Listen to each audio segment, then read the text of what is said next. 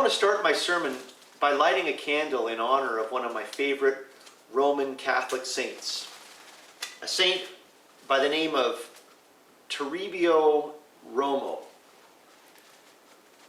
According to the legend, or perhaps according to eyewitness accounts, sometimes Toribio Romo appears as an angel or as a ghost to undocumented migrants who are crossing the U.S.-Mexico border on foot. According to these stories, Saint Toribio is a saint who helps people get across the desert. Sometimes he gives them money, sometimes he leads them to water that activists on both sides of the border have left in the desert for migrants. Sometimes Toribio Romo helps people find jobs. Those who are desperate for a new life in El Norte have come to rely on the help of Saint Toribio. And here's why I love Toribio Romo. If God is sending an angel or the ghost of a saint to help migrants cross the U.S.-Mexico border, then that is a solid denunciation of U.S. immigration policy. And I always love it when God confirms those political positions that I hold to be true. But to be fair, the Vatican didn't make Toribio Romo a saint because his ghost helps migrants in distress. Instead, Toribio Romo was a saint for the simple fact that he was a martyr. He was killed in 1928 during the Cristero Wars in Mexico. Toribio Romo was a Roman Catholic priest in the Mexican state of Jalisco, and by all accounts, he was a good priest.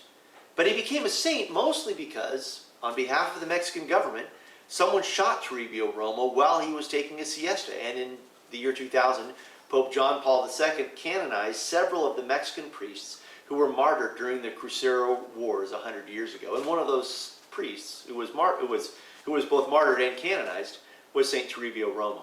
Now, I've read a lot of stories about martyrs over the years, and I love Toribio Romo for having the least impressive martyrdom story. He was shot while he was taking a nap, but he's a saint anyway because Christians love martyrs. And it's not just Roman Catholic Christians. There was a memorial wall at my seminary.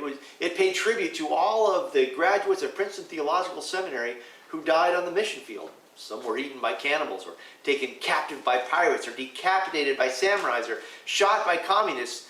The wall also included a memorial to seminary graduates who died in the American South while working for civil rights. Now, this is actually probably more a human thing than just a Christian thing. We have secular martyrs as well. Mahatma Gandhi, for example, and Abraham Lincoln. And Martin Luther King is kind of a hybrid martyr because while he himself was deeply religious, his martyrdom is celebrated by a whole lot of people who don't share his religious convictions. Now, the lesson from the book of Acts that Bonnie read to us in the video that preceded this one is a story that I'm pretty sure was written down in the spirit of this very human tendency to venerate martyrs. It's a story of the stoning of Saint Stephen, who was young and energetic and articulate. He was a preacher whose words were just offensive enough to get him in trouble with the powers of be who stoned him to death.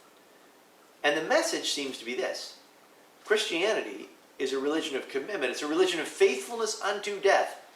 And I confess that makes me feel a little uncomfortable if I take it literally.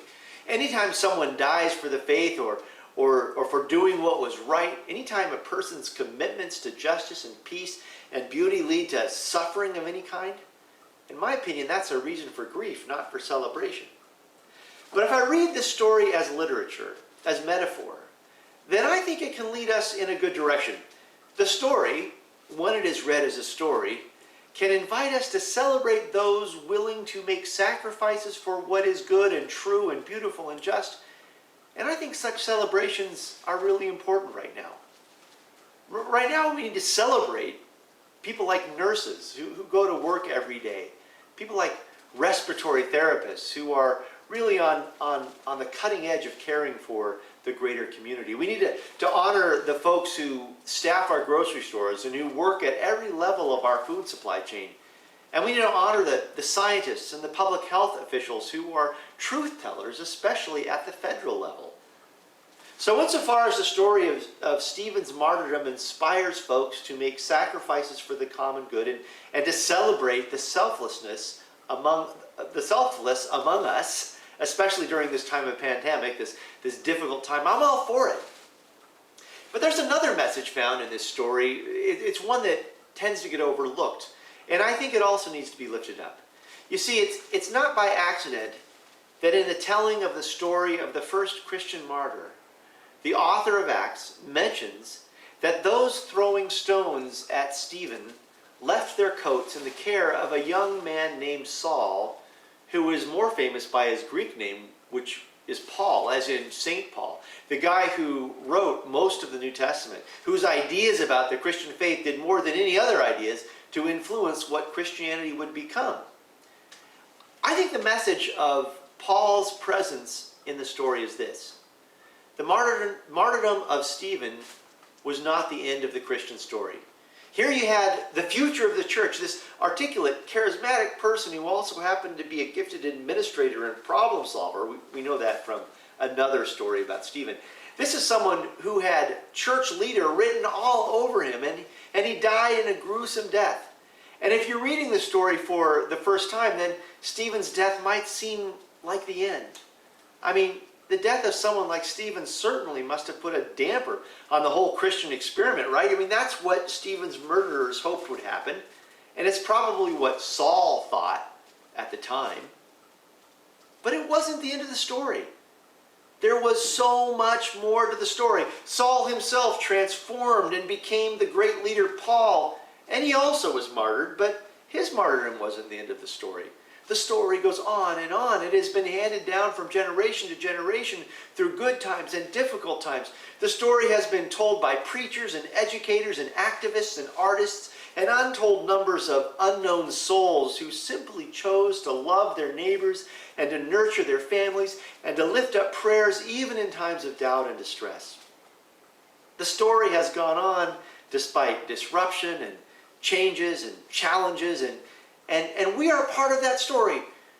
We'd be part of it anyway, but especially now as we're trying to figure out new ways to be church, new ways to be community. We are part of this ongoing story, and the story will go on as we figure out how to open up our economy again, once it's safe to do so.